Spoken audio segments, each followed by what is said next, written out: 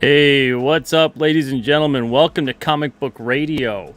I'm your host, Peter Cimetti, and my guest tonight for episode 39 is IRENE STRYCHALSKI. She's going to be on in just a second. I want to say hello to you guys in the chat, but there are quite a few of you tonight, so I'm just going to fly by here. We got Alex. What's up, Alex? Teflon Ron.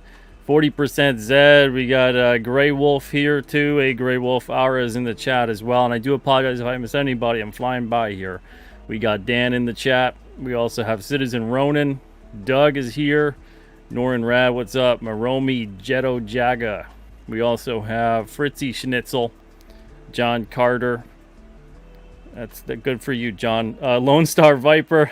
Jenko Morningstar. Who else we got here? We got a bunch of people here. Jeremy Deal. What's up, Jeremy? Down Goes Solo. What's up, Down Goes Solo? We got Mike right here as well. Cole King in the chat. James Murphy. Michael. What's up, Michael? We got Dan here as well. And Marcus along with Bright Green Pupil and Aloise. All right. So without further ado, let me bring on the woman of the hour. That would be Miss IRENE STRYCHALSKI. Hey. Hey. Hello. How are you doing, IRENE? Good. How are you? Thanks for having me on. Hi, everybody. Hi, chat. Hi. I'm doing very good. It's good to see you. I'm glad that you're on here tonight. Thank you for spending some time with me here on Comic Book Radio. Yeah. And I want to talk to you about a bunch of things tonight, but I guess let's start at the beginning. That's the best place to start, don't you think? I think so. Okay. So the best place to start, like I said, is the beginning. And when we're going to be talking tonight about a couple different things, I want to talk about world building. I want to talk about breathing life into your story. I want to talk about a couple different things that IRENE's been doing lately. So when it comes to the beginning for you, what would that be in terms of your comic book career? Like, as in my professional career or my interest in comics in general? Whatever you would consider to be the beginning. I think the beginning for anybody who's doing what we do is like the interest, right? Because I was always the kid who was drawing, like the art kid in class. I think most artists were like the singular art kid in their whole grade because there's not that many of us. But I grew up in Asia and I started reading manga in like middle school. And absolutely just loved it. I didn't have a lot of other media, so it was mostly manga. And then when I went to art school, I came to America and then discovered that America actually has a school with a sequential art department. So I was like, what? I can actually go to school for comics? So I did that, and now this is where I am. Wow, very nice. Well, I mean, okay, and that's fine. You know, we can keep it condensed like that because we got a lot to talk about tonight. So this part of your career where you're doing the creator-owned independent thing, did you ever see yourself going down this path, or did you always want to go down the path more towards working for a publisher, a company? Oh, I always want to be independent. Always. Because I grew up in Asia. I grew up in Taiwan. And what we have in Taiwan is not much of a domestic market, but the market is dominated by Japan. So I think maybe now there's more American comics. I still don't think there are many American comics. As far as I know, Marvel and DC, most of their market in Asia goes to Japan. So basically, I grew up with translated manga, and manga's all creator owned. And I actually didn't know anything about American comics. I knew what Spider-Man and Superman and Batman was, but this was before the MCU and really across the rest of the world outside of the West. Before the MCU made it big, there was really not much of an awareness of American comics at all. So I didn't know much about it, hadn't read any American comics. So to me, comics were an original thing. Like, I saw comics as not, well, it's because when you grow up with comics as these are the comic companies and you just kind of expect, well, to make it in comics, to be a comic artist, to work for these companies. That's not what I grew up with. I grew up Yeah. with comics just like novels. Like novels aren't, you don't like work for a company and write. Like there's sometimes it might work like that, but it's not like you take a company's, a large mega corporation's IP and you write that you're hired to write that character. It's Yeah, your own yeah. idea. Yeah, so that's just what I was used to, and it's I mean, it's just a different industry, really, like superhero comics, if that's how it's structured, fine. But even, and when after art school, on and off, I worked for Marvel. I worked exclusively for my full time day job, which wasn't saying much because I could barely pay the rent. For like 3 or 4 years, I was working for Marvel, but even then, I did that because I was at a point in my career where I was just desperate to do comics again because I had worked in gaming and animation. Around what time was that? What year were you That working for was Marvel? that was around 2016 to 2019. Oh wow. Okay. Yeah. Those are some pretty dark times. Yeah. Yeah. What a time to be working for Marvel, huh? Wow. It was one of those things where I'd been working in other art industries and I just realized I was miserable. Like I'm not happy just drawing for a living. I want to be drawing comics. So the only way I could think of at the time to do that was work for Marvel. And I figured, well, let me work for Marvel or DC, but I had more connections in Marvel, so What was that's it where. like for you working at Marvel? Was there any sense of creative freedom, or how was No, the job usually like? it was just a job. It was just a job. Yeah. They gave you the script because you were an artist, right? You weren't a writer there too, No, I was just an or were you? artist. No, no, no. Okay. No, I didn't write. They wouldn't even let me design costumes. I was a fill-in artist on on Silk and Gwenpool, and I did a couple of like really short 10-page, 5-page, 3-page things, and it was weird. It was like at first I was a fill-in artist on Gwenpool and Silk, and the work was not every month, but it was pretty steady through the year. It's like every other month that I could expect to get something. And then it just started going down and down. It's like every 3 months they'd be like, "Can you draw 3 pages or something?" And I'm like, "I can't do this for a living. I just don't."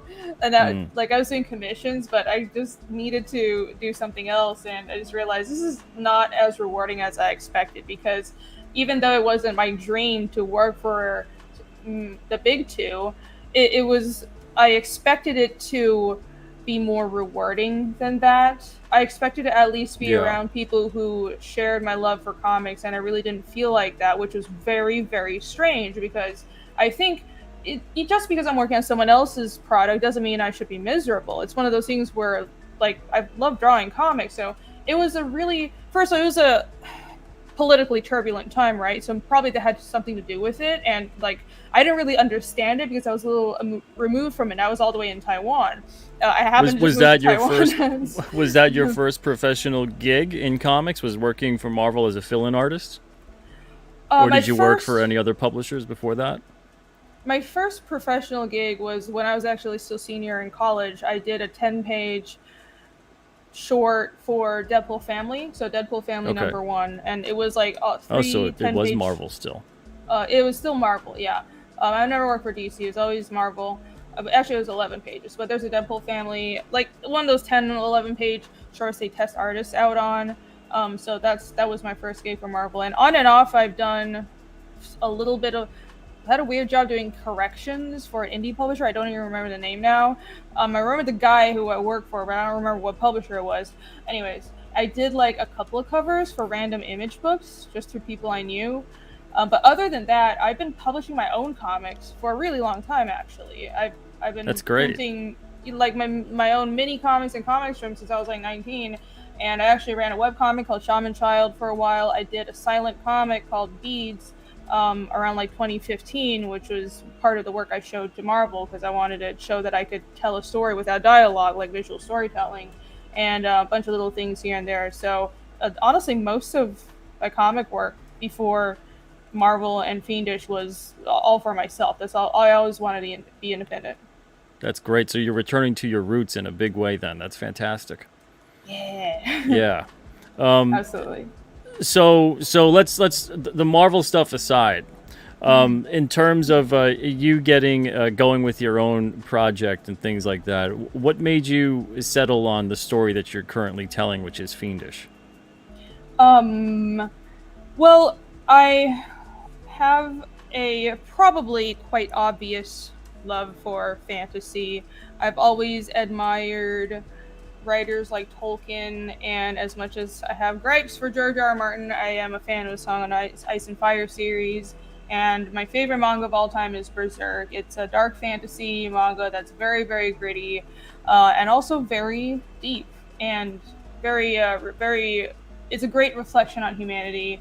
And probably my second favorite manga of all time is Vinland Saga. So I love, which is kind of like historical fantasy, but anyways, it's kind of in that vein of like that kind of general technological setting and tone of story that I really like. And I also quite like a lot of sci-fi, but I didn't think I would really be a sci-fi creator. I really like Ghost in the Shell as well. But I think in around 2018, which is when I started working on Fiendish, I moved back to Taiwan. I was working full time for Marvel, but I was miserable, so I was just in one of the months where I had. Or Now, I just want to okay. slow you down a little I'm bit. getting carried away. You're like the Micro Machines guy over here. You know who that is? No, I don't. All right. Well, go look that up after the show, Rini. You'll know who I'm talking about, and then Okay. you'll find that it might resonate with you. I'll do a big circle, then I'll come around and answer your question. Talking a mile a minute. I know I said we have a lot to talk about tonight, but we'll get there. We'll get there. Don't worry. You mentioned a lot about. I'm going to circle back a little bit to Marvel. So you mentioned a lot about Marvel in terms of being miserable there. Was there anything specific that you want to touch upon whatsoever with that? Like what made you miserable?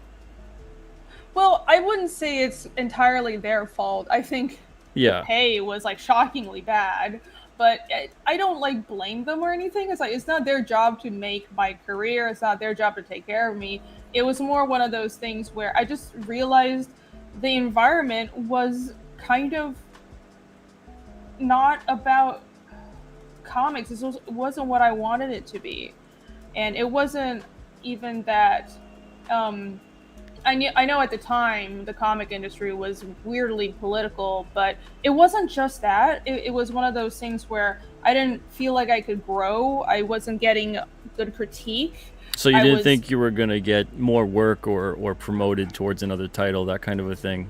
You would plateau as a fill-in artist.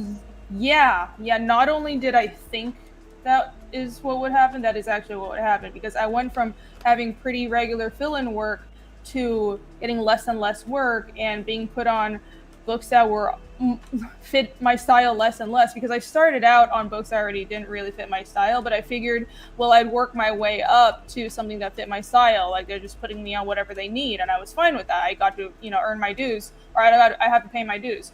But I went from having pretty regular work to, like I said, like 10 pages every few months to like 3-page shorts. The last job I did for Marvel was like right at the end of 2019, where they hadn't called me for like 8 months or something, and then I got an email like, hey, can you do this like 3-page Deadpool and Jeff the Land Shark short? And I'm like, sure. And when they would do that, what was the deadline like when they would give you that notification?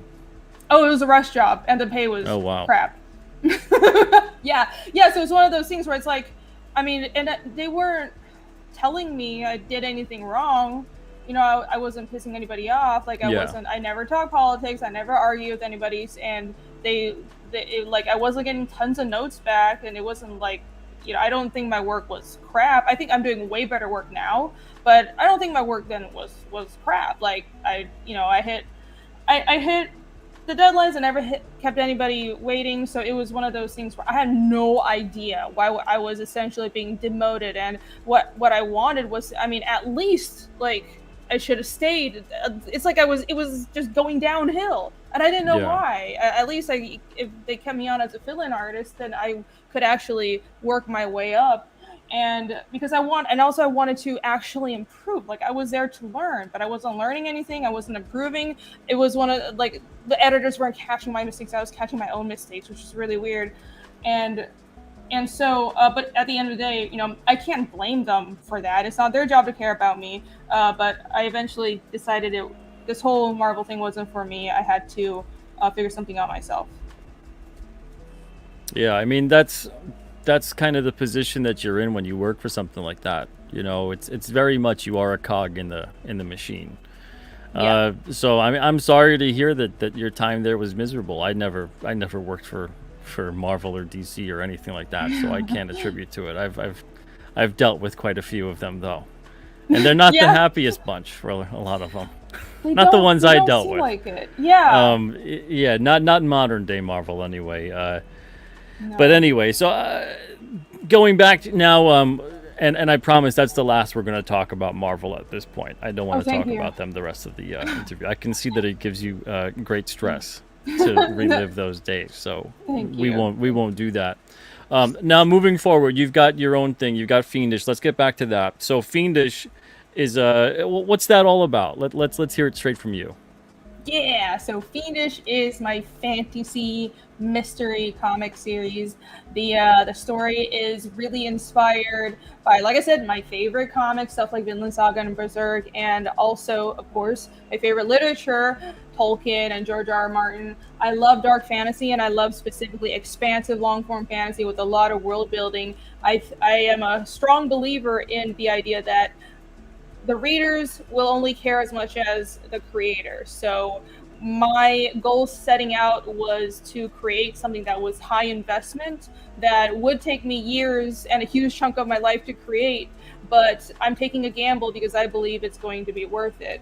And I'm just throwing everything that I love about I'm writing and drawing the comic that I would want to read, right? That I feel like there isn't really much of, what I'm creating a lot of things like Fiendish out in the comic market. I don't think I'm reinventing the wheel, but I do think that the specific combination of things I'm doing is rather rare. I don't think I've seen anyone build a language for a comic project. People have done that for novels, but not so much for comics. And especially the market right now in American comics and a lot of small publishers are very averse to long form things, which I understand, but because they don't want to take the risk, and that's the market is very, very prone towards short-term thinking in comics.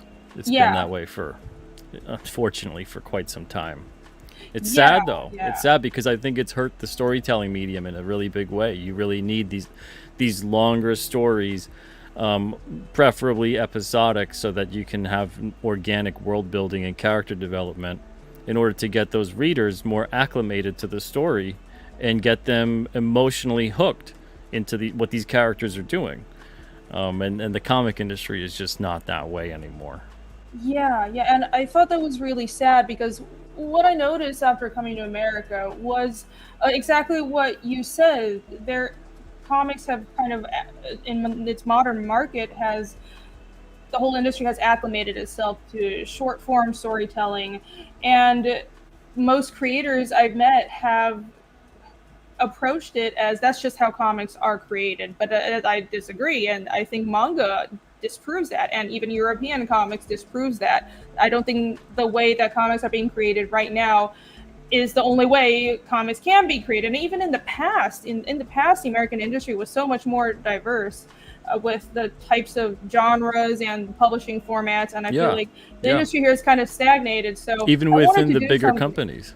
Yeah, even the bigger companies, they're like Marvel and DC. They had lines that were romance. They used to have more horror. I mean, we're Vertigo, but there used to be way more things like that. And they just kept on axing it, and I don't know why, because Vertigo was awesome. So I essentially wanted to create something where I don't think there's a lot of people doing what I want to see in the market. So why wait for someone else to do it? I'm going to draw the thing that I want to read, and because I want to read it, I'm going to enjoy creating it. So that's sort of my motivations behind Fiendish. Of course, the story and the world building I have a lot of personal investment in it, the stories and the characters and what I really want to say with the story. Of course, like I plan to work on this project for at least the next 10 years of my life, and you can't plan for something like that without being personally and emotionally invested in the story. But I can't spoil too much because it's a mystery story, but I'm in this for the long run. That's great to hear. Yeah, that really is, because we need so much more of that in storytelling in general, especially when it comes to comics. But it's wonderful to see that that there's a lot of creators out there like yourself that are very dedicated to the stories that they're telling and the characters that they're building. So when you start to build these stories, when you've got Fiendish, and this is it correct in saying that it's a fantasy story? Is it centered around fantasy? So, and keep in mind, Irene, tonight I'm going to be talking to you like I have no idea about anything that you are, because this is an interview to be informative. Okay. All right. You know those infomercials where the people, like, they don't know what's going on, they've never used an oven before, they've never done anything in their life. That's kind of what this is going to be like, a little bit. Okay. They use the oven, they just You're gonna be like, flip it off the table. You're going to be like, why is Pete asking that question? It doesn't, I mean, he knows what Fiendish is. So I'm going to be asking these questions like I don't know what the heck it is. Is that okay with you? Fine. That's fine. So you've got the fantasy story, you're doing the world building, you've got your own language in there and everything like that. What have you found to be the most enjoyable aspect of all this, and also the most difficult? The most enjoyable aspect is showing it to other people and seeing it when they like it. Like, that's always been the most rewarding thing about creating for me. And I think, specifically art and comics, I don't really do it for myself. I do this to communicate with other people.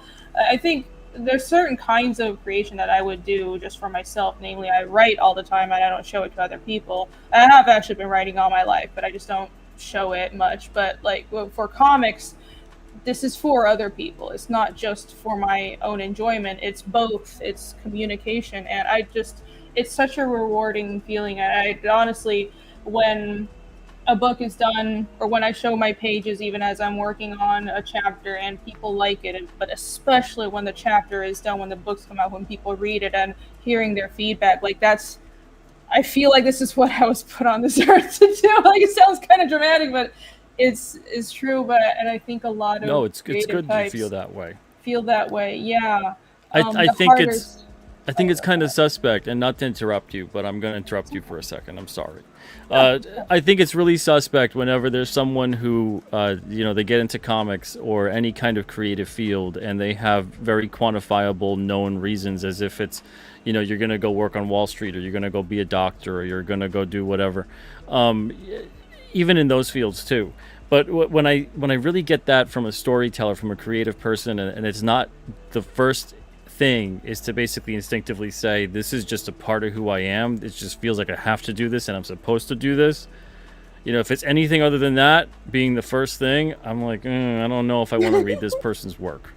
Yeah, what? Hold on. Why would a creative who doesn't feel like that be a creative? Exactly. And I've come across people that, because it's a means to an end for this, that, or the other thing. Usually those are writers. I'm doing quotey quotes for people who are listening, who they aren't real writers, but they have like an agenda or something. Because artists, it's hard to be an artist because you spend so much time and energy honing this craft, and to not mean it and to not just feel it in your bones that you have to do it, it's unbelievable. Yeah, I agree. To not feel passionate about it, to not feel like you care about it on that level, I find that that's a little suspect. And but yeah, like I said, I've known quite a few people where it's a means to an end in terms of shoehorning into something else. Get their foot in the door for something else, towards something else. And I feel like we've seen a lot of that in the industry, and I feel like we're seeing the result of that. But now we're seeing the swing of the pendulum going the other way, where we're getting a lot of independent creatives coming in there that have the heart and the vision and the motivation to go out there and tell their own stories, and they want to do it, and they have to do it. Yeah, I agree. I think we were talking about how, well, the mainstream industry has, and not just Marvel and DC, but the mid-sized and smaller publishers have just been doing everything wrong for years and just not admitting that they've been doing everything wrong and that they keep on losing money. And part of that problem is what you were just saying. There's this whole joke that people pitch comics to be Netflix deals, and I've seen that. People have come to me with, I've gotten emails of, I have this great idea, and we keep in mind, we keep the designs toned down because we're thinking of pitching this to Netflix. And I'm like, why would I be drawing a comic, the one medium where for very minimal money comparatively to film or gaming, you can draw whatever your mind can imagine, and you want me to hold back because you want to pitch it to Netflix. Also, how dare you come to me as a comic artist and tell me that you just want to pitch this to a movie and you don't actually want me to draw the best comic? I just don't want to. Make those designs as boring and as unremarkable as you possibly can, please. It drives me crazy.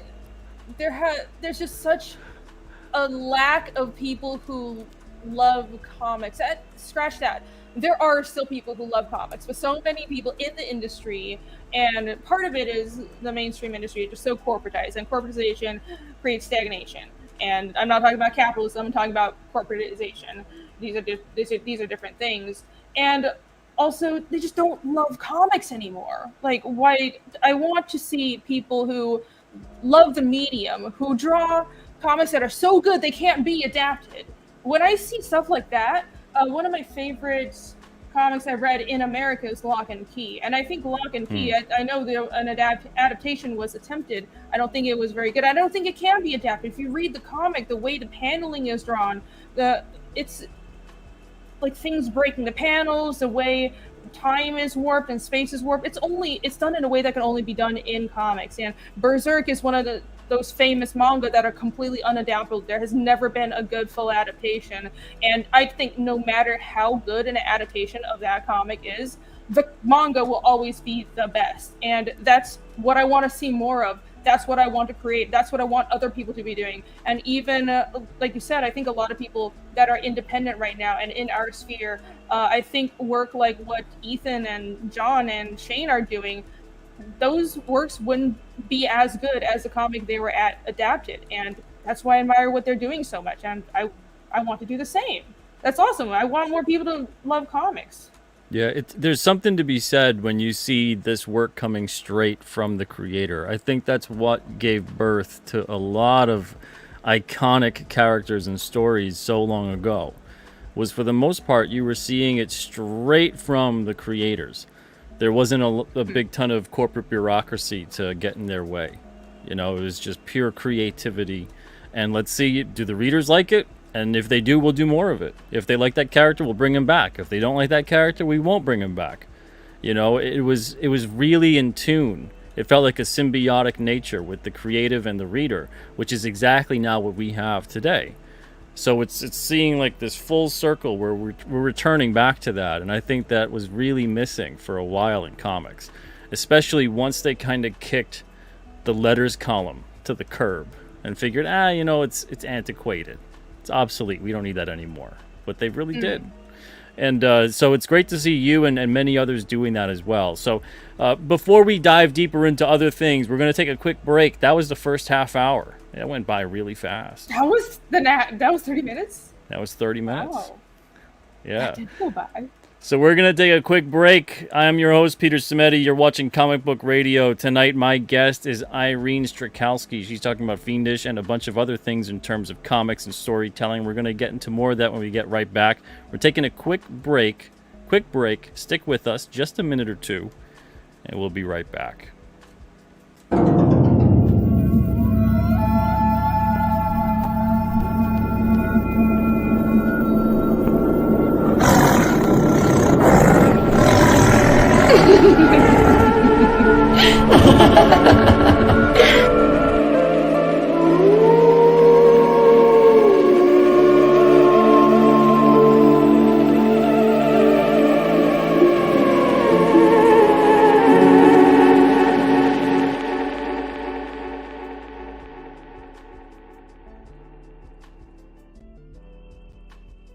The Civil War was America's bloodiest conflict. Over 500,000 died to preserve national unity. When the war ended, Confederates like Harley Brogdon headed west, shooting game for the Army and gambling.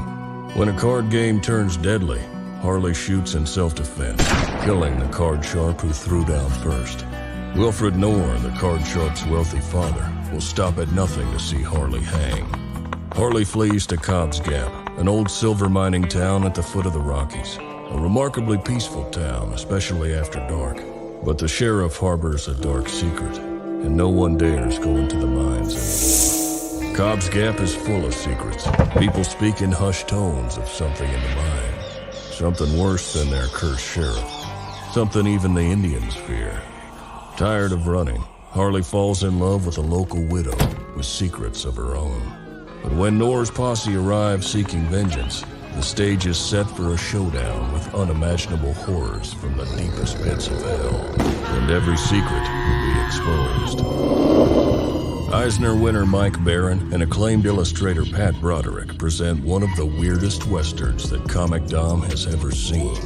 Bronze Star, a thrilling tale of love, revenge, and supernatural terror from the minds of two legendary creators. It's not the monster you're looking for. Order your copy at bronzestarcomic.com.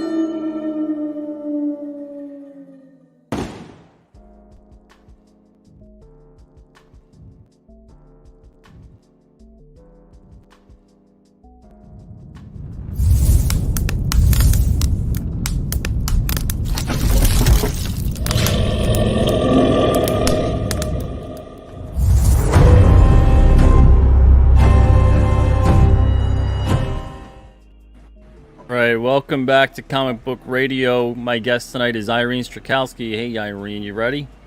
I'm ready. All right. And what I mean by that is because on Comic Book Radio, the second half of the show, I put the invite link into the chat. So one by one, if you guys want to come on here one at a time, if you've got a question or comment for Irene tonight, please feel free. There's the link right there. You can join the show. And while we wait and see if anyone will, I'm going to continue to talk to you about world building. So how do you go in and layer? How do you go in and layer a lot of that with your complex story? Because especially you said you have this story to tell for 10 years. How many books is that? How do you go about layering that? And where do you find where you should even start with telling that story? I don't think there is a singular starting point. And from talking to other people about world building, I think everyone starts from a different point, and that's all right. That there is no textbook to doing this, though. I think one of the most important things I've discovered is that building the world around the story and even creating the characters around the story you want to tell and finding your themes, and probably even within the story are your themes and the message you want to tell. Of course, not in a preachy way, but every story has its themes and its motifs and all those things. And once you as a writer understand what you want to express, build everything around that and going out and radiating outwards almost. The way I like to put it is the story is like the skeleton of a creative work, and the themes and motifs and the morals, all those ideas are probably, I would say, the marrow, and the muscles are things like characterization and all the storytelling techniques, bringing occurrences back, stringing continuity, stringing up long story threads and intertwining them from one, like a character shows up in book 1 and then you don't expect it, but they show up in like book 8 again, things like that, and a good dialogue. Those are the muscles. And then the skin and the hair is the dressing, the art, and the visual storytelling. And I think what I see a lot, especially in comics, is people focusing on what's outside. But the further in you go, because the harder it is to get that deep and the harder it is to build that core, it gets more and more difficult and you see less and less of it done well. But I think if you want to approach storytelling correctly, especially with an expansive work that has a lot of world building, build from the inside out. And that'll also stop you from creating something that's a lot of, from essentially losing your way, which is also a risk for heavy world building.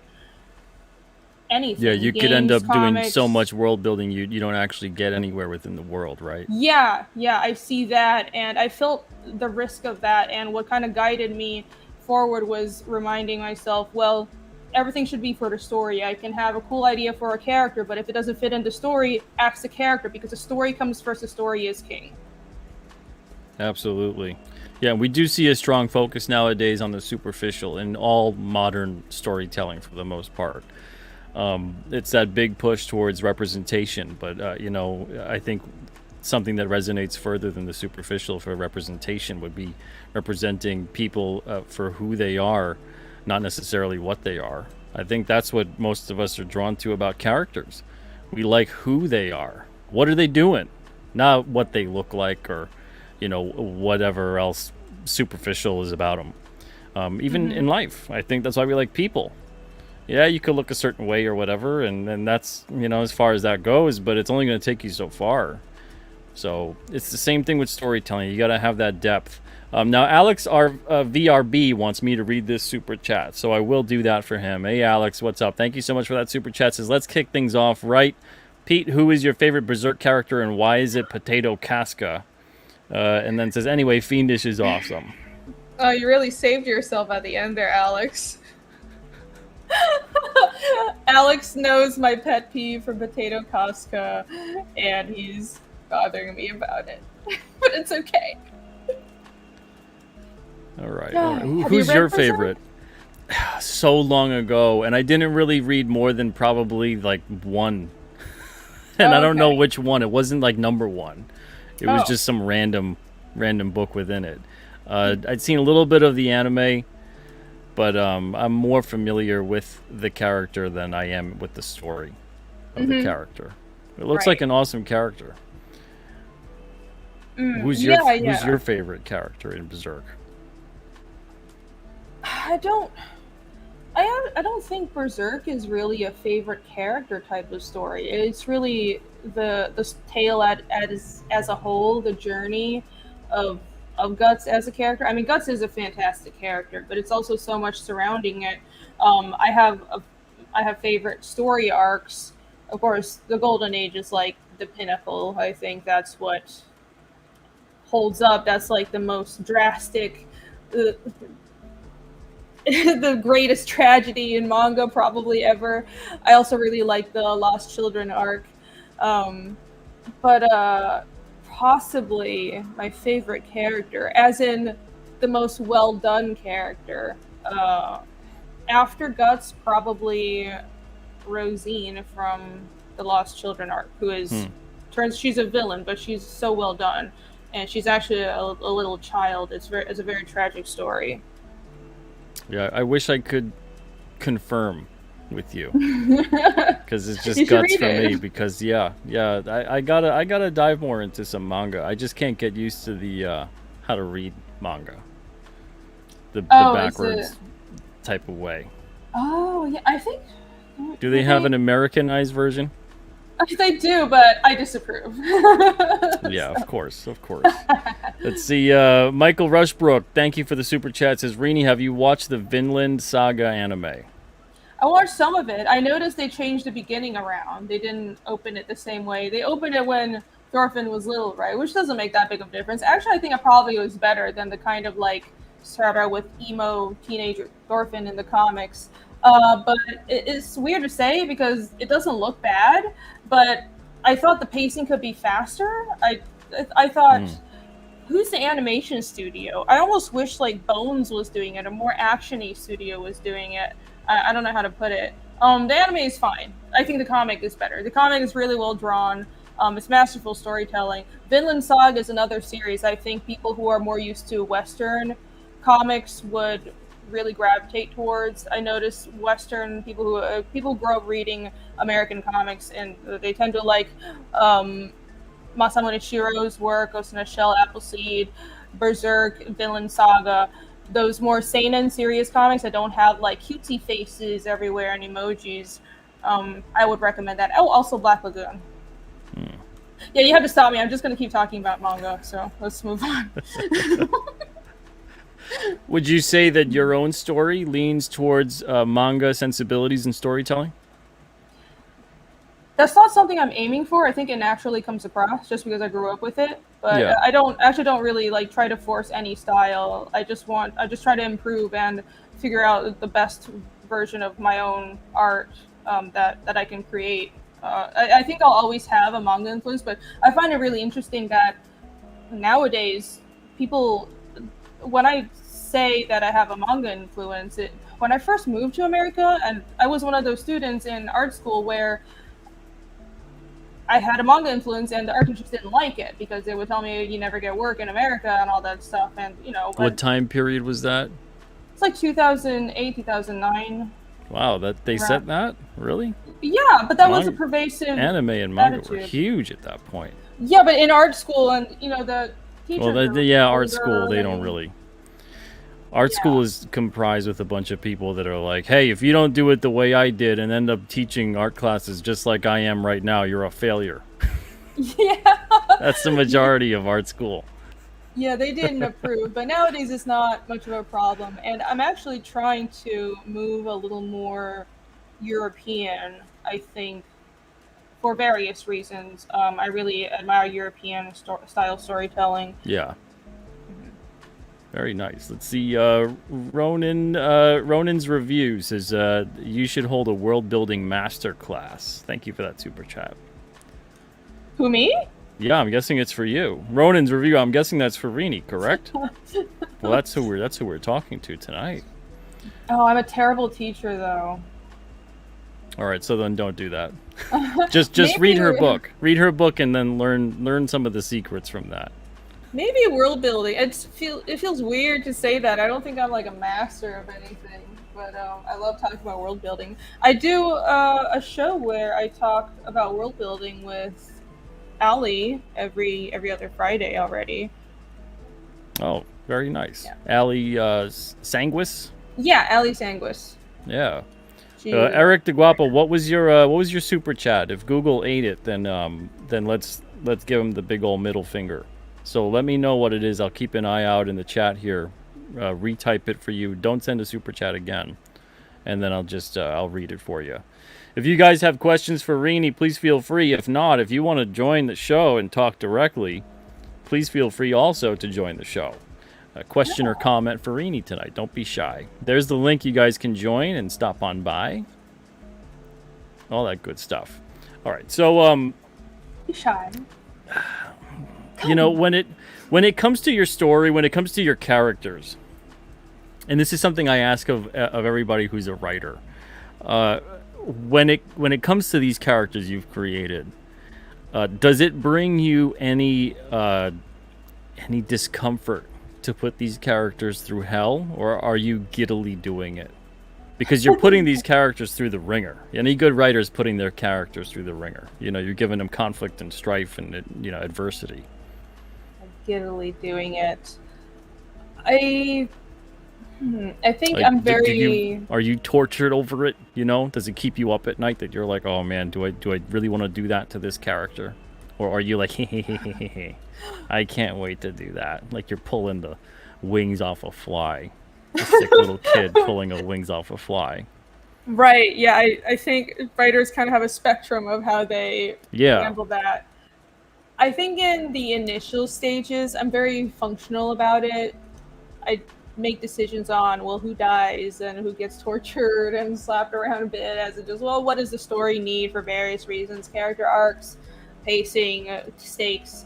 But when I actually have to draw it, sometimes I get sad. Like what, I'll write things and then when I have to draw it, I'll suddenly feel like the writer is really messed up, but then I realize I wrote it. And this has happened several times. Wait. Am I hearing that right? You're reading what you wrote and thinking the writer is messed up, and then realizing that you're the writer? Well, I'm joking. Is that what I heard? I know I'm the. I never forget that I'm the writer. Okay, I was gonna say. Sometimes, well, maybe you get so into your story that you forget. Oh wait, I wrote that. Yeah, well, no, that doesn't happen. But as in, sometimes it doesn't hit me what the real stakes of it. It's not real until you draw it. I get you. Okay. At least that's true So in for the me. scripting phase, in all of that, when you're coming up with the story before you breathe life into it with the art, and then everything else about it is done, and it's finalized. It's almost like it's not real to you yet until it's done and out there. It's in the story, and then you're like, oh wow, it's kind of messed up that I did that. Yeah, I have honestly, that has happened. I have probably it's just how I work and how my brain works in a weird way. When I write it, it rarely feels real. It almost, because I'm not a prose writer. I'm terrible at prose. To me, I write for comics, and so I don't do a full comic script. I do a prose summary and with like some chunks of dialogue, and I thumbnail directly from that. I'll thumbnail, and then I'll just like start moving panels and shrinking and expanding sections, and like so. And I do tiny thumbnails first, like little like chicken scratch things in my sketchbook, and that's how I figure out the pacing and the storytelling. I don't do like panel by panel scripting. So because I'm just a very visual thinker, so to me it's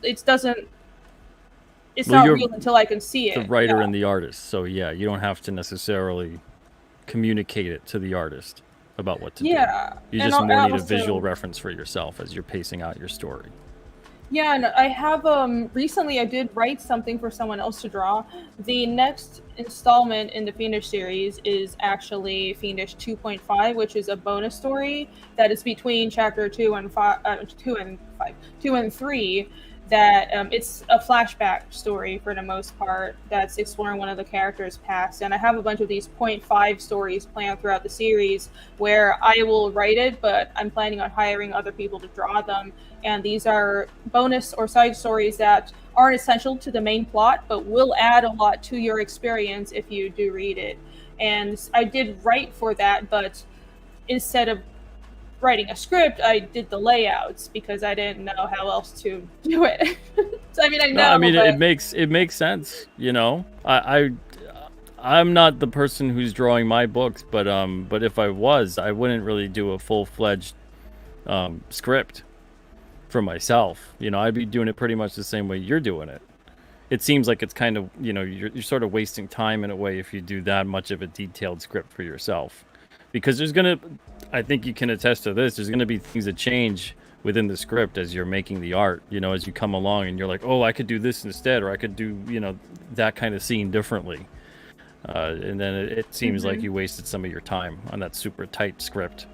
Yeah.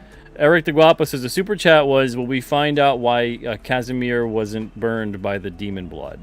Of course. I think I put stuff in there for no reason. Everything has a reason in Fiendish. Oh, and Michael Rushbrook is in chat. Michael Rushbrook is my artist for 2.5. Hi. Oh, hey, yeah. Thank you, Michael Rushbrook, for the super chat. It says, get 2.5 when it comes out. It's going to be great. Yay! It is great. Yay. Thank you, Michael. Someone said the StreamYard link didn't work. It looks like it should work.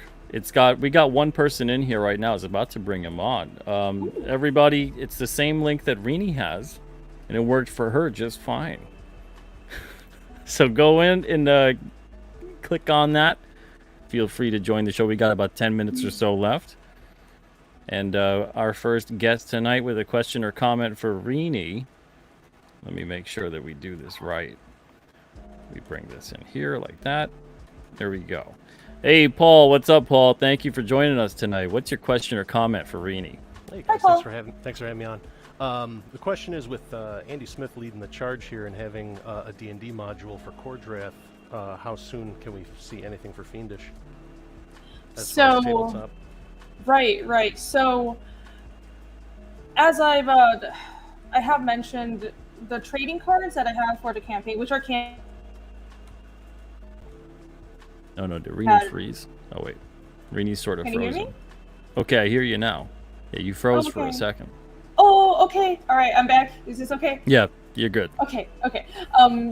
I have trading cards for every Fiendish campaign, and the trading cards all have Pathfinder stats on the back, and they're Pathfinder First Edition stats. I stat them out with my GM, and I have created some custom material that is compatible with Pathfinder First Edition. Some of it is custom races. So Ispoliad and Dev, which are races in Fiendish, are all custom creations. And I have creatures, and well, you'll see with the cards for Chapter 2, I have these like little spirits, and then I have even humans in the world of Fiendish are a little different than Pathfinder or D&D humans. And if people don't know, Pathfinder is essentially a spin-off of D&D. So if you can take Pathfinder stats, a Pathfinder character sheet, and modify it and fit it into D&D pretty easily. So my initial plan was to create a gaming system for Fiendish that was essentially a skin of Pathfinder, so kind of like a spin-off of a spin-off of a spin-off, because it's all open source. The gaming license is all open source, but then I realized that my magic system specifically is so different with the custom races and creatures. That's easy to build, it just takes some time, but the magic system is sort of the core of the game. It's the balance and the math behind everything. Because that is so different than what D&D has, I might have to build something from scratch. So I do plan to start talking to some people who have experience building tabletop RPGs. My plan right now is I'll continue releasing content like the trading cards. I'll probably release the race builds for like the Dev and the Ispoliad and all this kind of stuff, just for fun and just for free, or as campaign exclusives, just for people who back the campaigns as a exclusive reward. And eventually, first, I'm going to do a tabletop game that is that has pre-made characters and sort of like a set adventure paths, pre-made characters that has different scenarios from within the story or within the world of Fiendish. And while that is releasing, and while people can enjoy that, and I keep on working on the comic, I will build a separate game, probably from scratch, still based on the OGL or whatever Paizo is doing, but it'll have to be something a lot more expansive than what I wanted to do, which was I thought I could just take Pathfinder and do you have a it time like psionics, but it doesn't work like that. IRENE, is this the language that's in your book? Huh? I'm sure some of you out there understand everything IRENE just said, but I'm a little lost. Wait, you didn't understand that? But I'm gonna let it. No, you were saying words that were perfectly fine, and I could hear them, but they just weren't registering in my mind because of my my RPG shortcomings. Your table, and I joke. Do you have a timetable for this, for the tabletop RPG and all that other stuff you want to do? No, unfortunately not at this time. It's just one of those things I'm working on. And I didn't know if you were getting to like a certain book or a certain point, and then you were going to go, okay, I'm going to start releasing this stuff and working on this too. Is this to be after everything with the book is done? Oh, That's like the next phase, or? No, the Fiendish it's at least 8 books. I'm not going to wait till I'm done with 8 books and like 10 years from now. Release the game. It'll be. I plan on releasing it in between. Like maybe if I were to give a ballpark estimate, board game maybe 1 or 2 years, and the full game maybe 2 to 3 years, I would say, or more. 2, 3, 4 years, because that's so time. You'll have it out simultaneously as the series is being produced then, right? Yes, definitely. But the comic is the main thing, which is why I'm not. It's like obviously. So my only social life is playing Pathfinder and playing tabletop games. Otherwise, I just draw all the time. So I am. My social life is going to the grocery store. So. I don't even do that. I get my groceries delivered. Yeah, it's sad. That's kind of sad to me. No. But so I love this stuff. It's going to happen, but the comic comes first, but the tabletop stuff is going to happen. Oh, very nice. All right. Paul, any other questions, or are we going to say goodbye for tonight? Yeah, really quick. In regards to the board game, have you reached out to any designers or publishers? I know it's kind of down the line, but... Yeah. I mean, I guess I can... Well, we haven't really agreed on anything yet, so I won't say, but I have been talking to someone who is around / in Comicsgate, has done board games. We all know there's those few people who have experience doing this, and certain people like this is the person I'm directly talking to, but I am going to ask him for advice. Chris Fisk, who has created Infinite Tale Chronicles, he is releasing a card / RPG game. His game it's not just like, it's not the same as a full tabletop like Pathfinder D&D, I think it's more of a card game thing, but it's also more expansive. It's pretty cool. He's doing playtests right now. He's really far along, so he definitely has experience doing that. If he knows anyone or he can help, I'll definitely talk to him. And Adam Lawson also definitely has experience doing tabletops. So these are all people that I will talk to and may or may not work with. Sure, sounds good. That was a terrific non-answer in a way. Really? I may or may not work with all these people. Here's some people that I may or may not work with that I may or may not do something with. I wasn't being evasive. I just really, nothing's solid yet, so I don't want to make promises. That's okay. And I do want to say, Gordon Goodbrother, Paul's just in my left ear as well. Paul, do you have a certain setup with your audio? Not sure exactly. I mean, I got the mic working. I don't know what's going on. All right. Well, Paul, thank you so much for being on the show tonight and asking your question here, and I hope you have a great night, man. Oh, you too, guys. Thanks for having me. All right, Thank take you. it easy. All right, so we got a couple other people here. I don't know if I could trust this one, but we'll give it a shot. I got my finger on the remove. Mysterious Mystery Man. Oh. How are you doing tonight? What's your question or comment for IRENE? Hello, Mysterious Mystery Man. Mystery Man. You got 5 seconds, Mysterious Mystery Man. 3, 2, 1. All right. All right. Too mysterious. Too mysterious for words. Anybody else want to join the show tonight? You've got a couple minutes left. I'm going to put the link one more time up here. If Mysterious Mystery Man can come on camera or have some kind of an avatar even, I might trust it a little more. We'll give you another shot. But for now, we'll let him be. So there's the StreamYard link if you guys do want to join.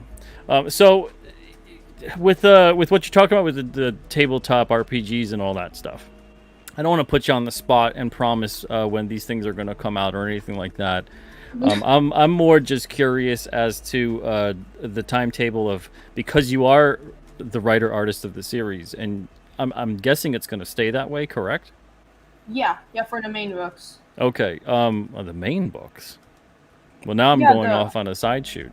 No, the 0.5 books, I'm hiring artists. I feel like this whole interview's been a tabletop RPG, and I have various side quests to complete. Yeah, I'll reveal them to you. What other books you have? So you have the Fiendish that are the main books, but you have side books that you're doing, like spin-offs? Yeah. Well, no, I don't mean spin-offs as in like a whole different story in other parts of the world. I mean, I'm considering it, but at the same time, I don't really want to do that because I generally believe in creating a world and a setting to tell one story. And I think if you drag it out too long, if you milk it too much, that's essentially what's happening right now with so many sequels and spin-offs. You water down the original content, and it'll never be as good as when it was presented for the first time. So I don't think I'm going to be doing a lot of full-on spin-offs, and this is another part of the Fiendish world that we're exploring. Why would I do that? I designed this world and this conflict to tell this one story. I might have small stories that are set in the Fiendish world, but I might not explicitly say it. I don't know. I don't have plans to do that right now. What I mean by the main books... You're killing me, IRENE. You're killing me tonight with this. I might have plans, but I don't have plans, but I may have plans. Okay. Let me explain, because I'm not trying to be evasive. This is like the first time I'm trying to be upfront, but I actually come across as evasive. So I think I mentioned. Now you don't need to reveal all of your plans. I want you to know that. You don't need to reveal everything you're going to be doing or whatever. No. I just need you to. I just need you to stick to at least one decision in terms of when you bring up what your plans are. You know. Not okay. Like, yeah.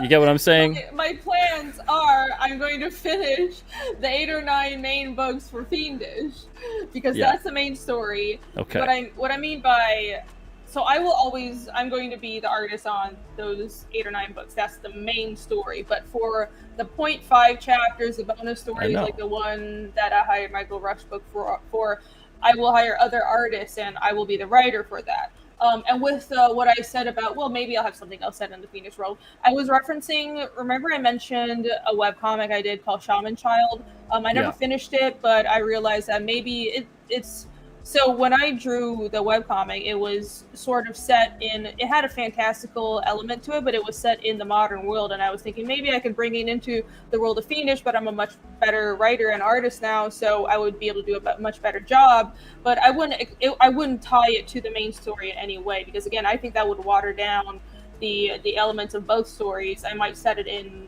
the world, but somewhere far, far away, and just kind of use the magic system and other elements that I have built, but none of the culture, no shared characters or anything. Okay. All right. Did you just say maybe? Yes. I'm leaving it at that. We got 40% Zed. What's up, 40% Zed? What's your question or comment tonight for Irene? Hi. Oh, I hope 40% Zed is there. Can you hear me? Oh, now I can hear you. Yep. Yeah, we can hear you. I don't think it's working. Uh-oh. No, we hear you. Can you not hear us? We hear you. This is my one chance. The We world can hear hates you. me. No, we can hear you. We can hear you. We can hear you. Can you not hear us? Just ask. I tried this with Bancroft. Yeah, I tried this with Bancroft. I'm getting it. I blamed his Australian fake internet, but apparently it's me. Oh no, you can just ask your question. We can hear you. We can hear you. Shoot your shot. What's your question or comment for Rini? Okay, I have a 30-second delay. Wow. Oh my. Okay. That's well, let's just massive. wait 30 seconds for him to hear us saying he's just. Okay, asked a I'm gonna question. just ramble my question. Indulge me, and then Okay. and then when my question is over, I'll stop speaking. Okay. It's gonna be a long, awkward silence for a while, isn't there? It's Okay, I want to live, get ladies back and into gentlemen, art after a live. long delay. And Rini, I have a technical question about the hardware you use. Just ask it. Ask your question. I used to draw traditionally, and I figure if I'm going to relearn from scratch, I'm going to go digital. I'm going to use the current technology. Oh, you want to That's- know what hardware I use? It's more of a statement. But I don't have infinite funds to just go buy like a. I don't want to buy like a 30-inch 30-inch tablet.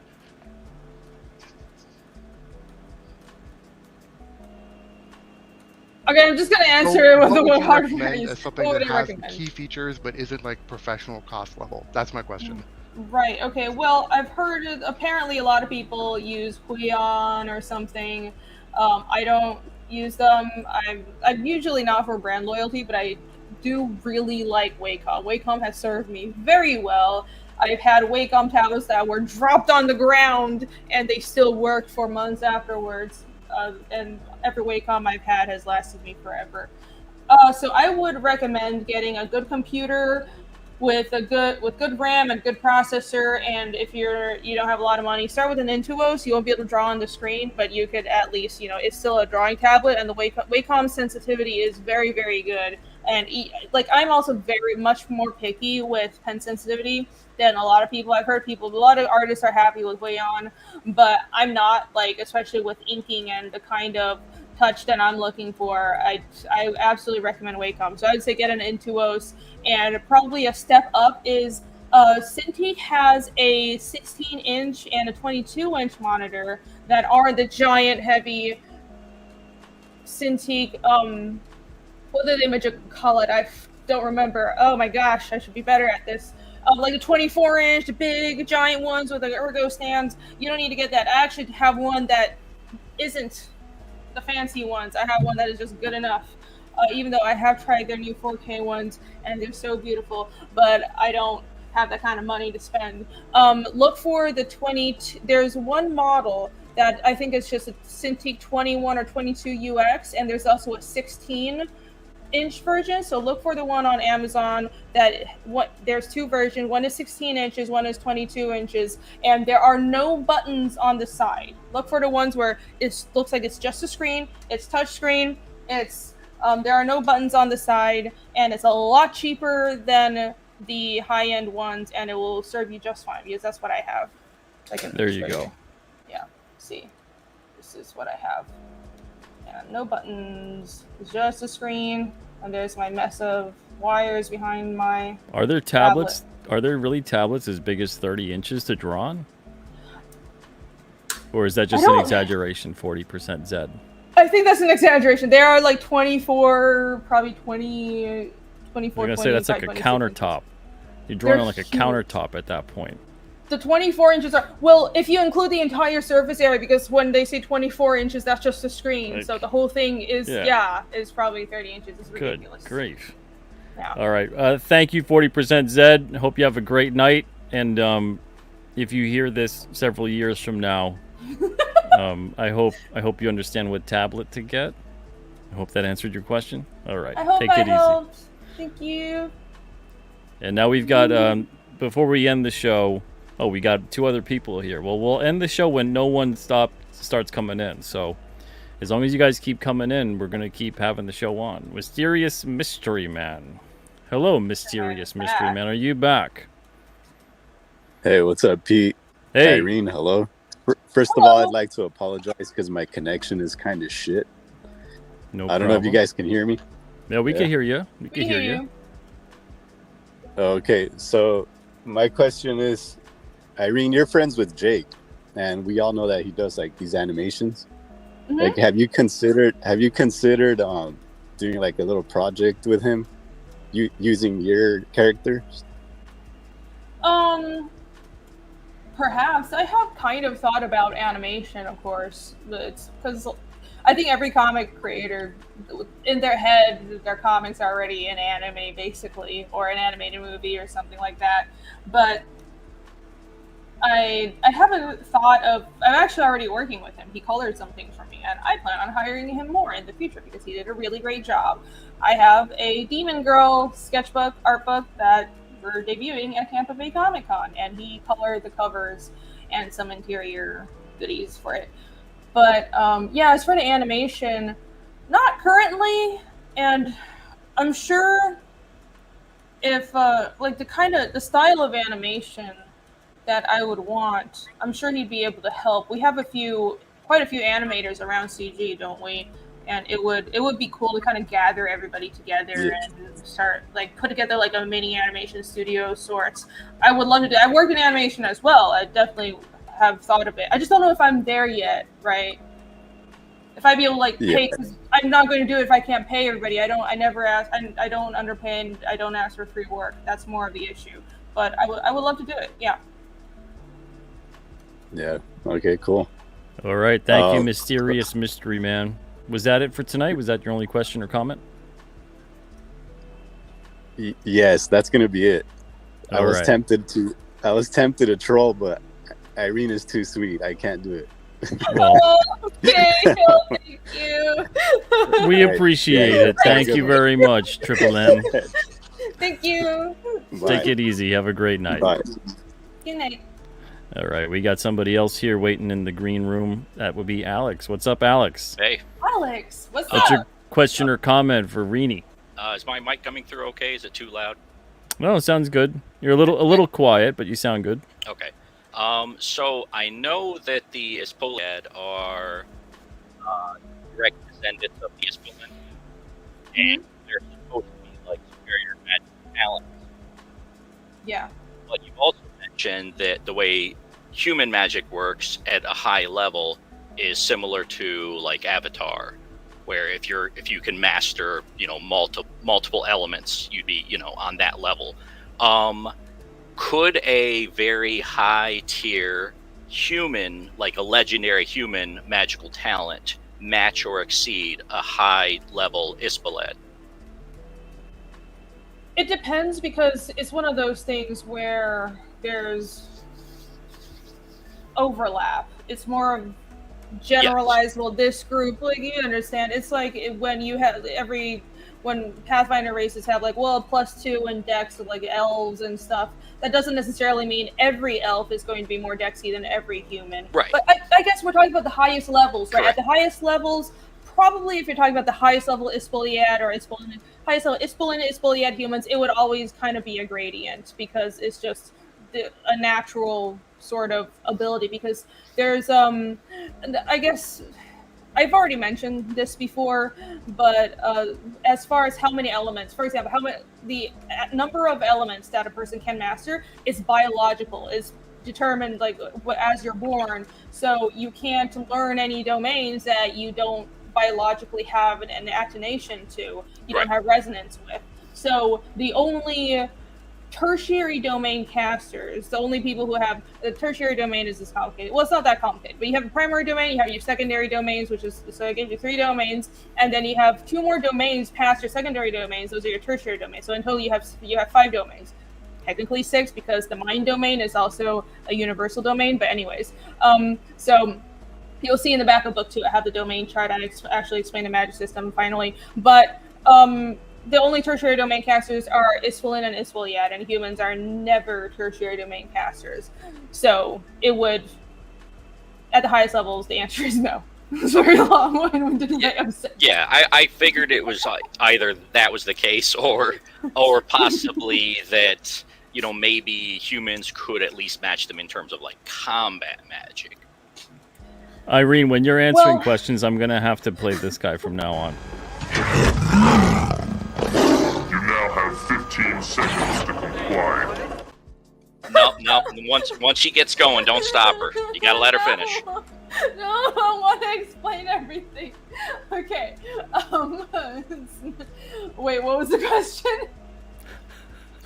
Basically, I was just thinking in terms of like a wizard versus a sorcerer. Like maybe one is better at like a broad range of magical abilities, but I was more curious in terms of like, could a human caster match them in combat power, just like a sorcerer? Power. Yeah. Right. Well, you would have to have a multi-class, because you can multi-class things other than casters, and there are also the supernatural abilities are all determined by race in my world. Right. It's in race by species. Before anybody screams about, they're offended. No, it's by species. So humans have one magic system. Dev, which are separate species, have their own magic system. Actually, they don't. They don't have magic. That's wrong. The Aluka and the Ispolin have a slightly different magic system, except it's kind of shared with humans. Anyways, you get the point. But there are certain classes, like technically potion users and alchemists. You can be an alchemist and be from any species or race. So if you were a human caster who had really strong alchemy, then you would probably be able to, at the highest levels, you would be able to go toe-to-toe against a high-level Ispolin or Ispoliad. So there are supplemental abilities that you can use. And technically, in my world, it's not that technologically advanced, but far to the east, there are rudimentary firearms, and there is a part of the world that is approaching steampunk. So there's some technology that you can use to supplement magic. So what about enhancing the abilities of a close-range fighter, kind of like a magus? You can enchant weapons, yeah, but the process works differently than in Pathfinder. Of course, and the key is it doesn't stay on forever. You know how in Pathfinder and D&D, weapons and enchantment, it's when a weapon is magically enhanced, it stays forever. In my world, it doesn't. Well, you've got both. I mean, like a magus can temporarily enhance themselves. Right. No, that's not something that I think. No, I don't think so.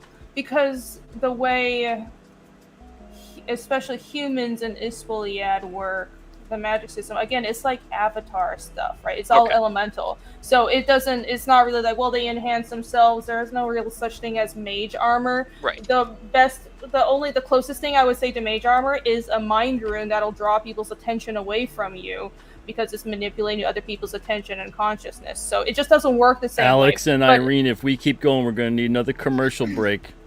Okay, I'm almost done. But you have some other races. I do have a race that has stone powers, and they can turn their skin to stone. And so, for example, that they would be able to enhance themselves, but they'll probably also, depending on their skill level, be able to manipulate stone and change their skin to different kinds of stone and all that kind of stuff. So that would be a way to enhance themselves in combat, but that's not like a human ability, an ability that humans can learn. Right. Irene, I'm gonna do something incredibly mean to you, but I do it in kindness and jest, and please just have a smile on your face. Everybody in the chat. What you just said is one of the most insanely idiotic things I have ever heard. At no point in your rambling, incoherent response were you even close to anything that could be considered a rational thought. Everyone in this room is now dumber for having listened to it. God have mercy on your soul. I love that clip. I say it with love in my heart. I've only got 300 more questions. No, I'm just kidding, Pete. It made sense, I swear! It does make sense. You just have to be a nerd. All right. Well, thank you guys so much. Thank you, Pete. And really appreciate you, Alex, coming on here. And it's all in fun. It's all in fun. Don't worry about it. Take it easy. Thank you, Alex. Thank you, Alex. Bye. All right. And I don't know if I'm going to bring him back on, but he's here, so I'm going to bring him back on. And Irene, do you know what that clip is from? No. Billy Madison. Who's that? Poor Irene. Do I have to play that again? You can if you. It's fine. I'm here to be. Billy, you know who Adam Sandler is? Mm-hmm. Okay, yeah, that's one of Adam Sandler's first movies. Oh, okay. Yeah, go check out Billy Madison. Mm-hmm. All right. 40% Zed, I'm bringing you back, but if you're calling from the past, I'm going to have to let you go. I hear you, but do you hear us? I do. Fine. All right, great. Yes. Good. Looks like Wait, in real time? It Yes, looks like the delay we is can gone. Excellent. Okay. What's your Pete, question first, or comment? Thanks for indulging me. It's the first time I use StreamYard. Windows is trying to help, and it changed my settings, and I figured it out. Okay, Rini, now that I can interact with you, yeah, I have a really strong PC for work. It's very powerful, good internet. That's not the problem. It's that I don't know the drawing technology stuff. Microsoft Surface does have these huge tablets that are like 30 inches. It's like an entire like drafting table that you can interact with. But those are really expensive. That's what I was talking about when I said 30 inches.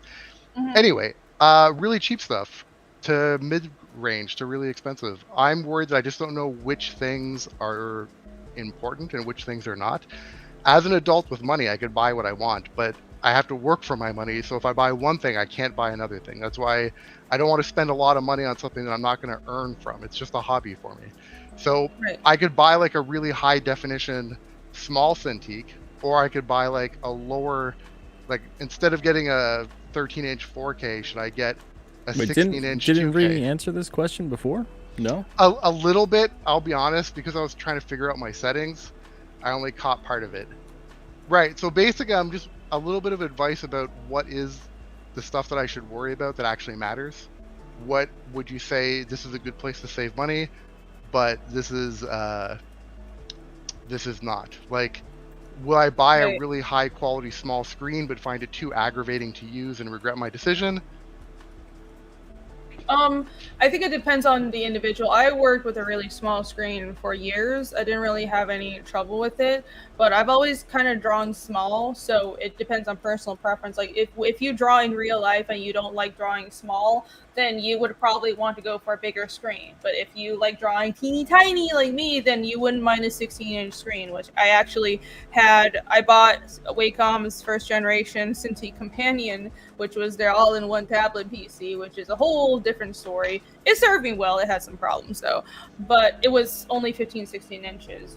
But I would recommend, since you didn't catch all of my answer last time, I just pulled it up on Amazon.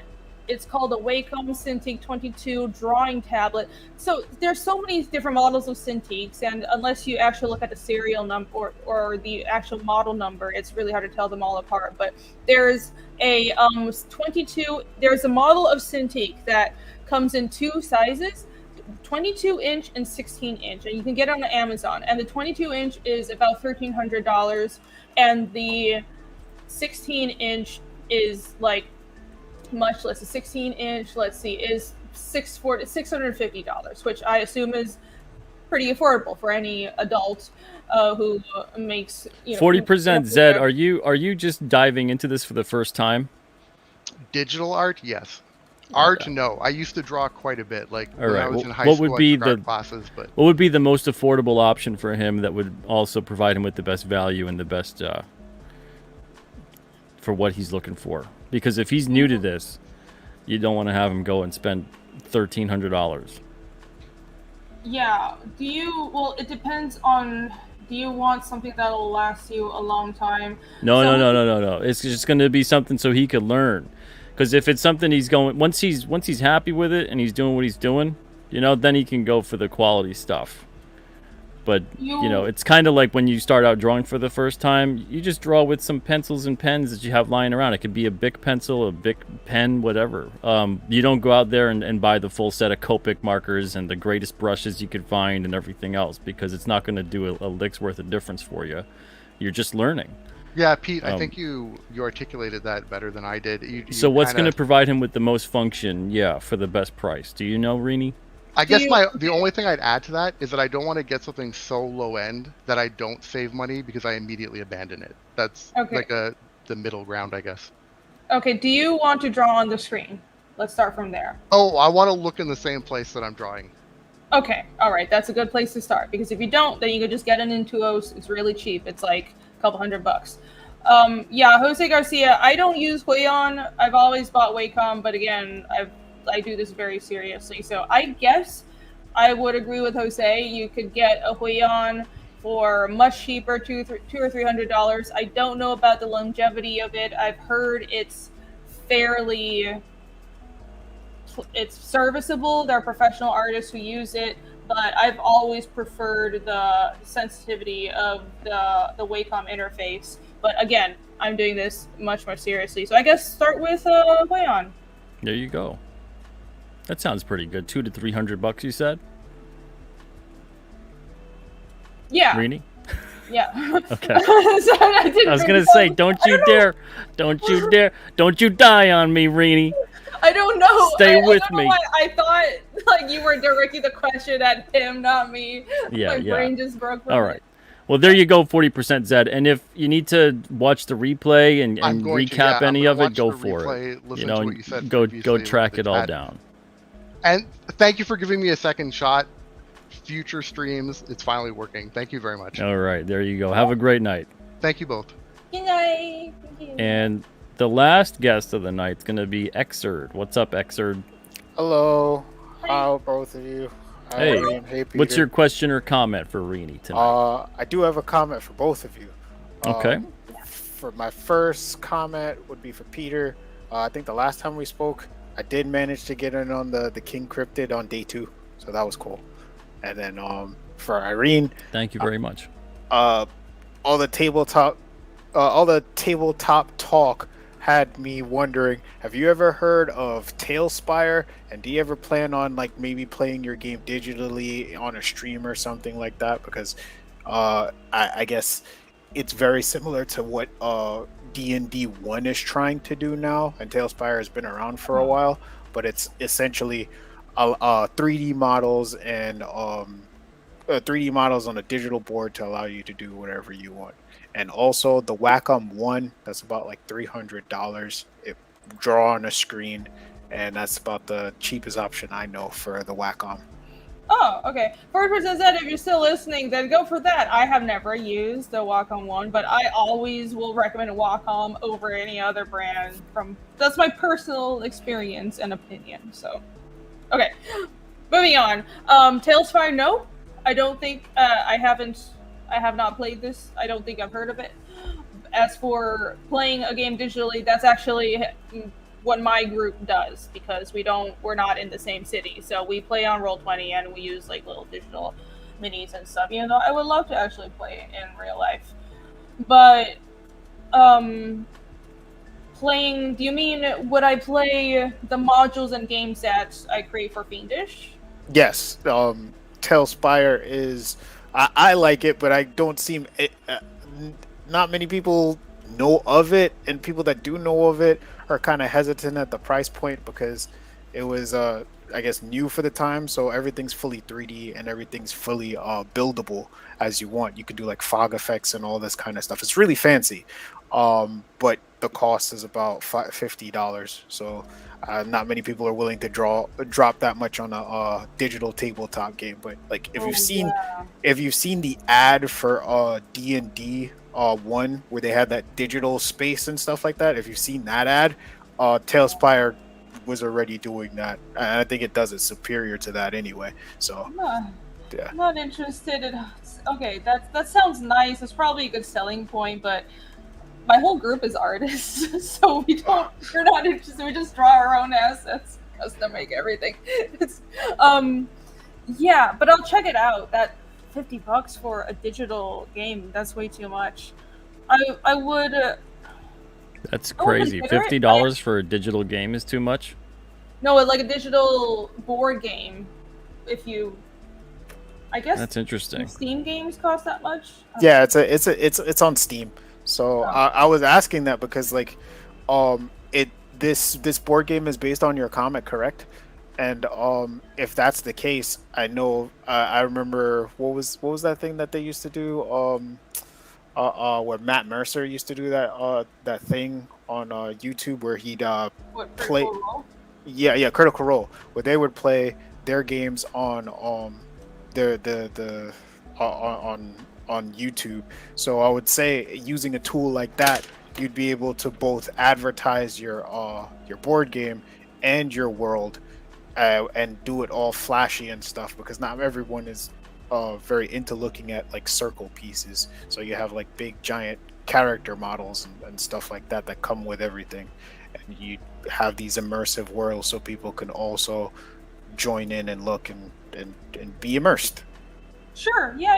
It's definitely the answer is yes. I always felt like that was kind of a given, but yeah, I actually did do a Pathfinder module on my YouTube channel years ago when I first started, but it was we played like a basic Pathfinder, just starting from level 1 to show people what Pathfinder was, because I would always talk about it and nobody in chat would. They would look like Pete's face has looked every time I launch into this stuff, just like, are you crazy? You're not making sense. So I did with some friends a module to demonstrate that, and we played that on Roll20, and I think if and when I do release the Fiendish board game and tabletop, I would have a digital version that I will do play tests and demonstrations of on stream 100%. Cool. That's all my questions. Thanks, Pete. Thanks, Irene. All right. Thank you so much, Xerd. Appreciate it. All these questions about the gaming stuff. I never got so many questions, and now I feel like I have to like start working on this. There's a lot, and we got a couple super chats to get to as well. So, Rini, do you have? And they're questions for you. So, do you have an extra 15 minutes tops? Yeah. Okay, extra 15. We're gonna have to, of course, keep the answers concise. Can you do that? Yes. All right. Now you've been great. Thank you so much, everybody. We're gonna be back in 30 seconds. 30 seconds. We gotta show another a little short commercial break here, but just 30 seconds. We'll be right back. You know, this to me is a highly relevant question here. That's a great question. Nobody's ever asked me that. So.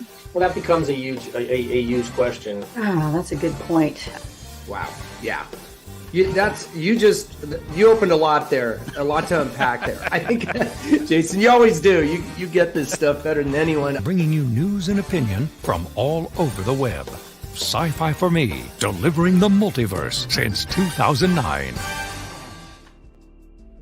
Welcome back, everybody. I want to read this super chat, but at the same time I don't. I'm going to omit a word. And you all can read this at home. This is from Sir Angus Fungus. Said, did you see his Rini? They were weird looking. So did you see his blank, Irene? They were weird looking. This is like the match game right now. You probably don't know what that is, do you? Do you know what the match game is? No. Okay. So is this a you can read what this is, correct, Rini? We try to keep it as family friendly on this show as we can. I understand there's probably a double entendre here, but what is this reference? Do you know, Irene? No, I don't. Okay. I'm sorry, Sir Angus Fungus. But yeah, there we go. Sorry. Thank you for the super chat, though. Appreciate it. Johnny Slaction says for $1.99. Thank you so much, Johnny. He says, what drawing software do you use? I just draw in Photoshop. Just Photoshop. Beautiful. I have tried Clip before, but and it's good, but for various reasons I switched back to Photoshop because I need more than Clip is made for comics. I actually don't only draw comics though. I do painting, illustration, and I need vector functionality, some graphic design. So Photoshop is more better all around. Okay, great. Sir Angus Fungus back again for $2. Says Irene, what's the deal with Vikings and fireworks? I don't know. What do you mean by fireworks? But I like Vikings. Vikings are cool. Have you been to Iceland? Iceland's awesome. Yeah, I feel like Sir Angus, is there some kind of like an inside joke that both of us are perhaps maybe unaware of? Is there something going on with Vikings and fireworks? Yeah, I feel like I'm missing something. Is there something in your books that have to do with Vikings and fireworks? No. Okay. I have a lot of Nordic stuff in my book, but that's about it. All right. Well, thank you again, Sir Angus. Appreciate it. And it looks like we got another right here from Viral Today. Thank you, Viral Today. He says, Rini, have you ever used Procreate? If so, what did you think about it? No, I haven't used Procreate. Okay. All right. There you go. Well, like Rini kept those answers pretty concise. That's I was wonderful. About to say more, but I'm going to stop because then that... Have you used something other than Procreate? Photoshop? Or Procreate? Well, isn't Procreate, it's a bit different than Photoshop, isn't it? I see a lot of people doing animation and things like that with Procreate. Yeah, Procreate, as far as I know, I think it started out as an iPad-only thing. I've heard it's really good. I know, like, for example, Eric Canetti draws on, like, an iPad using Procreate, and the brushes are really good. It looks like real pen and ink drawings or paintings. But, first of all, I don't use Apple. I own no Apple things. I never have and never will. So that's partially why. And also, I've been using Photoshop since I was like 14. I'm just really, really comfortable with it. You know, unless Photoshop starts charging me like $50 a month, then like I know I can learn other programs. Like I said, I've used Clip before, but I really have no reason to play around with anything else. I stopped with CS6 for Photoshop because I don't feel like doing that subscription nonsense. Yeah, well, I have no problem with that at all. I totally understand. The only reason I buy like the most basic tier for Photoshop because it comes with some extra bonuses that are actually pretty useful, and I think since I'm using it professionally, $10 a month is worth it for me because that's not so bad.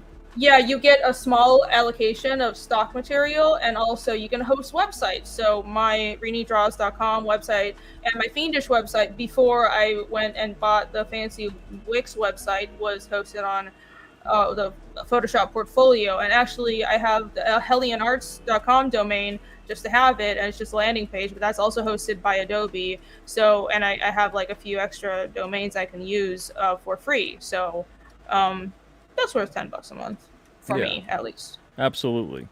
All right, so that's it so far. It looks like that's about it anyway for tonight. Before we do close down the show, I just want to give you a chance to tell people where they can find you, where they can go, where they can get your books, all that good stuff.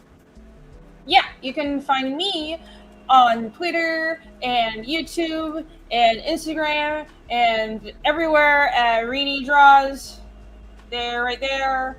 The branding's across the board. It's the same. Very nice. Across the board. I get Rini Draws everywhere. Navi for anybody else can't hear, and I'll take it from me.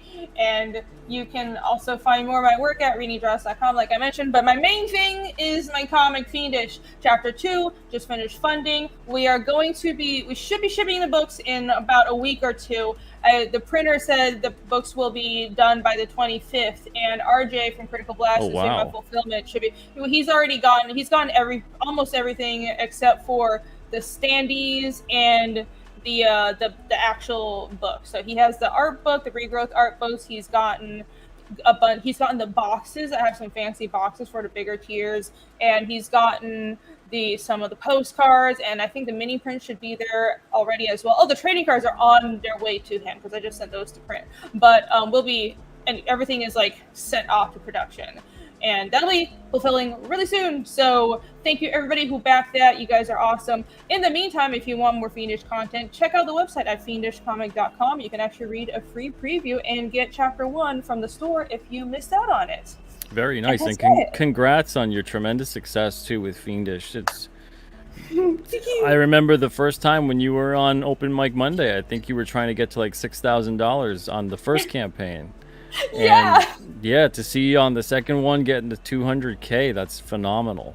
I know, it was so crazy. I remember Absolutely. that. I was actually like really nervous, but then I was like, okay, I'm just going to drink a lot of coffee and just rapid fire this pitch. And you were like, okay, your 2 minutes are up. Bye. I remember you screamed into the microphone a lot. Really? Did I? Yeah. Sorry. It was great. Thank you. Thank you for having me on, Ben. That was awesome. No problem at all. And I'm glad that you've come so far. It's great to see. Yeah. And Teflon Ron, thank you for the super chat. Says, will there be a King Cryptid Rene cover coming?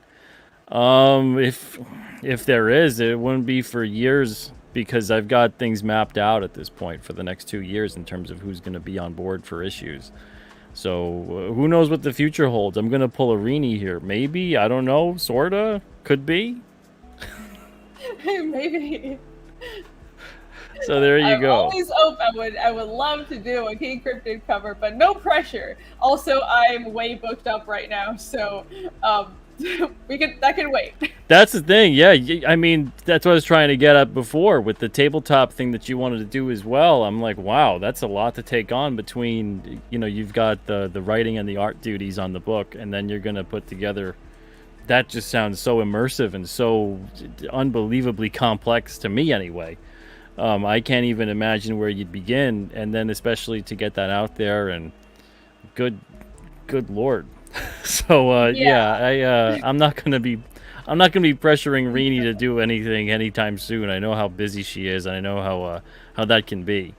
But the thing that's fun about the King Cryptid books is the fact that you get 2 covers with every issue. You get the front cover and the back cover. You flip it over, you get the back cover. So I've got a couple artists lined up for next year, and we'll see how 2025 or 2026 goes.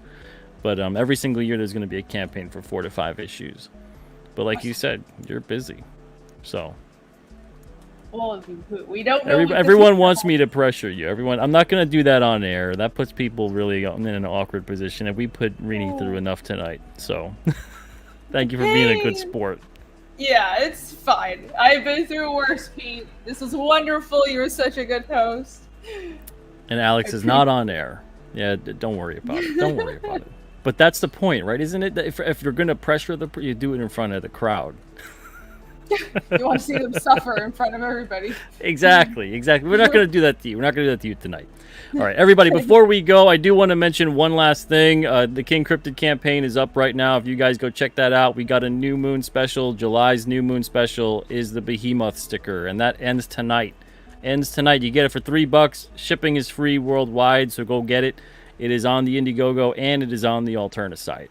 And if you want to know what the prismatic sticker looks like, there's the King Cryptid prismatic sticker, which is also available on the site as well. Looks like one of those ones you pull out of a vending machine.